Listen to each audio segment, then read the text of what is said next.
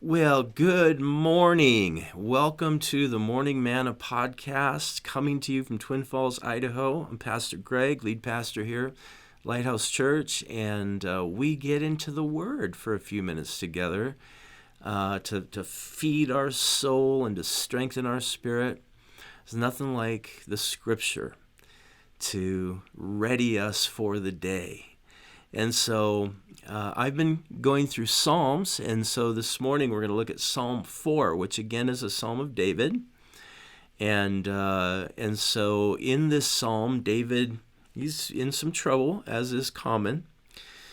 But David talks to three audiences, we might say. He talks to God, he talks to men, and then he talks to himself. So let's get into it. Psalm 4, to the choir master with stringed instruments, a psalm of David. Answer me when I call, O God, of my righteousness. You have given me relief when I was in distress. Be gracious to me and hear my prayer. So notice David, initially now, he addresses God. And of course, all prayer has to, center on the Lord himself. It's communicating with the God of the universe. And David, there's passion. You can just kind of feel the passion in the prayer. Answer me when I call, O God. It reminded me this morning of incredible verse in Isaiah chapter 64, verse 7.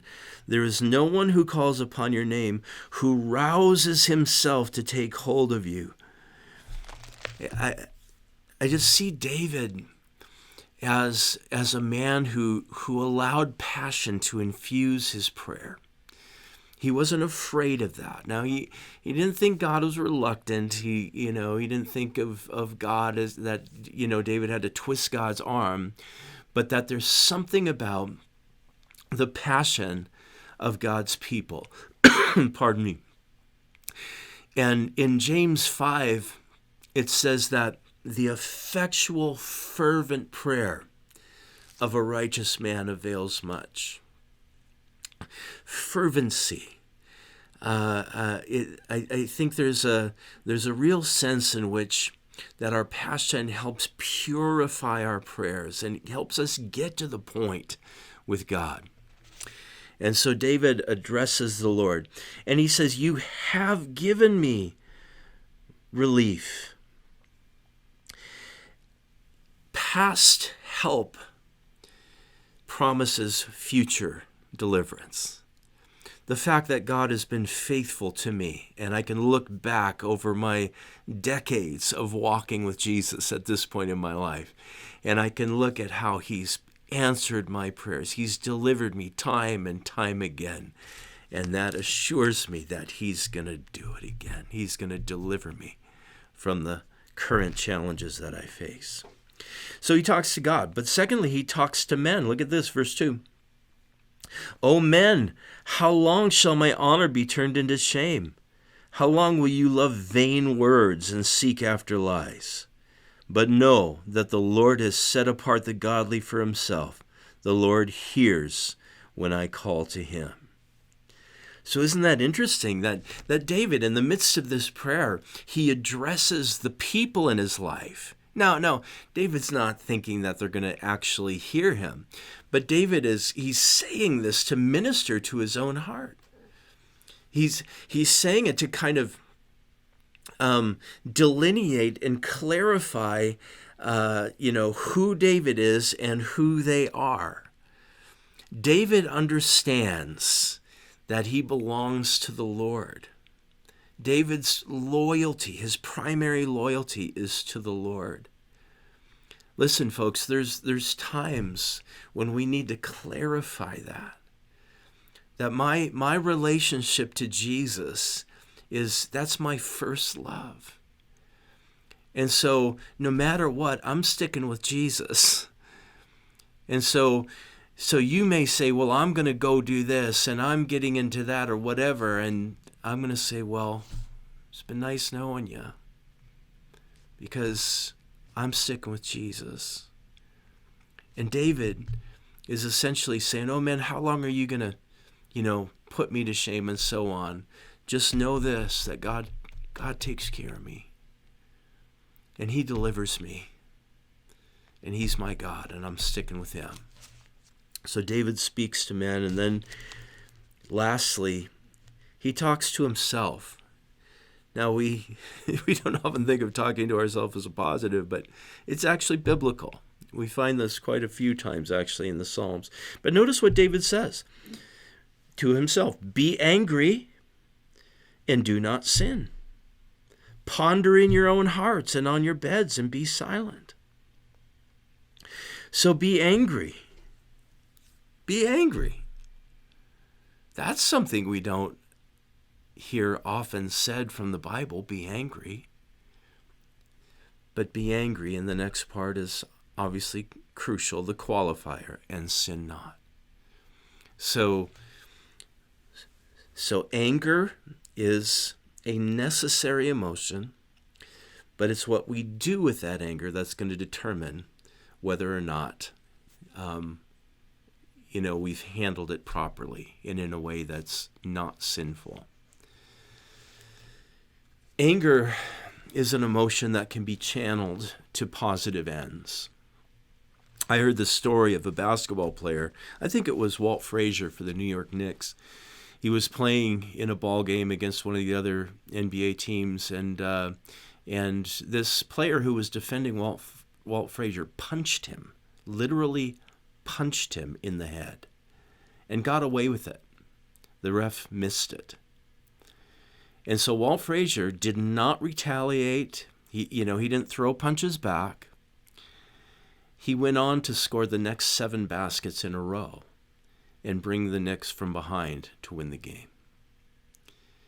That's a positive channeling of anger. Now, on the other hand, I heard another story of a baseball game that happened in the early 1900s between Boston and Baltimore. And as the story goes, actually I need to refresh my own memory on this. John McGraw, he got into a fight with the Red Sox third baseman, and the benches emptied, and it was a brawl, and pretty soon even fans in the stands were beginning to fight. A fire was lit in the stadium. The stadium burned down, and a number of buildings surrounding the stadium burned down. All because of sinful anger. So you have one person channeling their anger to something positive, and then you have another person channeling their anger for destruction. And so David encourages us, be angry. You're going to be angry, but sin not. He goes on, offer right sacrifices and put your trust in the Lord. So do the right thing. Do the next right thing. Dwell in the land and do good, as it says in Psalm 34. Do good. Do what's right. And then trust the Lord. Keith Green used to say, do your best and then commit the rest. He goes on, verse 6, there are many who say, who will show us some good? Lift up the light of your face upon us, O Lord. Who will show us? Verse 7, you have put more joy in my heart than they have when their grain and their wine abound. David is more happy in his distress than his enemies are in their prosperity. David has found the most profound joy that can be experienced by a human being. It's the joy of the Lord. And so David realizes that his greatest treasure is the Lord himself, and that he is in much better shape than his enemies are in. So In closing, verse 8, in peace I will both lie down and sleep. For you alone, O Lord, make me dwell in safety. You alone, Lord. You give me a good night's rest. When things are off the rails in life on the horizontal plane, and I've got these people mad at me and those people out to get me, and this is off and that thing didn't happen, and then there's you, Lord. Then there's you. And because I have you, I can lay my head on the pillow at night and sleep peacefully. I can, in the midst of my distress, experience profound, deep, satisfying joy.